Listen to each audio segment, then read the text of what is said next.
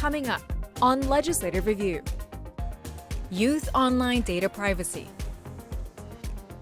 Plus, a sales and use tax to fund criminal justice services. That's coming up on Legislative Review. Welcome and thanks for watching Legislative Review. I'm Angela Nolasco.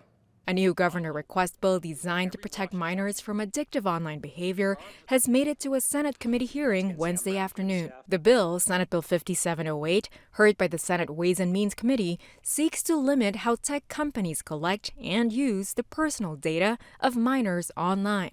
It proposes to prohibit online platforms that use addictive features, like infinite scrolling or autoplay, from targeting minors. This means that companies must provide options to limit these features or avoid them altogether for younger users. If passed, the bill would ban the profiling of minors based on their data and mandate clear privacy settings for online minor accounts. It would also require that companies only collect personal data that's necessary for the service and stop the use of addictive feeds that may harm mental health. Supporters say it's a critical step in protecting youth mental health in their exposure to harmful content and addictive algorithms in social media.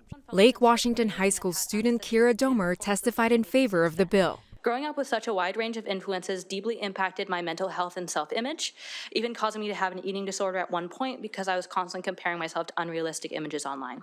Additionally, my screen time would be out of control and I'd constantly find myself scrolling endlessly, then feeling guilty and disappointed in myself afterwards. I know a lot of my peers deal with the same problem, with the intentionally addictive algorithms making excessive social media consumption an extremely difficult cycle to break. But it's not without controversy. On the other hand, opponents from the tech industry argue that it may violate free speech and lead to privacy concerns for all users, not just minors. Speaking against the bill, Rose Feliciano of TechNet cited a Supreme Court case in the state of Florida when they passed a similar law. By limiting the ability of a social media company to personalize a feed, that is protected speech, and that law violated the First Amendment. It would be millions of dollars to defend this law that would be found unconstitutional. If enacted, the bill will ban the collection of minors' location data and outlaw the use of so-called dark patterns, user interface designs meant to trick minors into giving away more personal information. In the House, several lawmakers are pushing forward a new bill that could change the way local governments fund criminal justice services. House Bill 2015, heard by the House Appropriations Committee Thursday, proposes for cities and counties to impose a 0.1% sales and use tax to fund law enforcement and public safety. Tax revenues would go to a so-called supplemental criminal justice account, which would fund criminal justice programs like officer recruitment, retention, and training, particularly in crisis intervention and trauma-informed practices. If enacted, local governments will also be able to apply for grants to boost community policing efforts. Supporters believe it will increase public safety and help local governments fill law enforcement vacancies. Testifying in support of the bill, Mark Johnson of the Washington Retail Association said it would help curb organized retail theft. It's a very important part of the solution. We do not have enough law enforcement. We do not have enough prosecutors. We do not have enough public offenders or enough treatment programs for those that are being preyed upon by these ORC rings. Hope you'll move it forward to help our local governments receive the resources that they need to do a better job.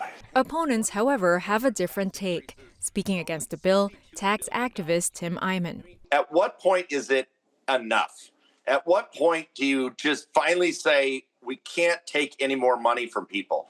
What's so insidious about this one is, I'm sure the argument's going to be, it's just a little bit more. It's just a little bit more.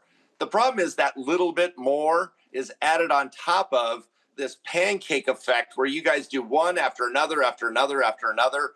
And you keep saying, we don't like regressive taxes that hurt the poor more. It's exactly what you're doing with this one.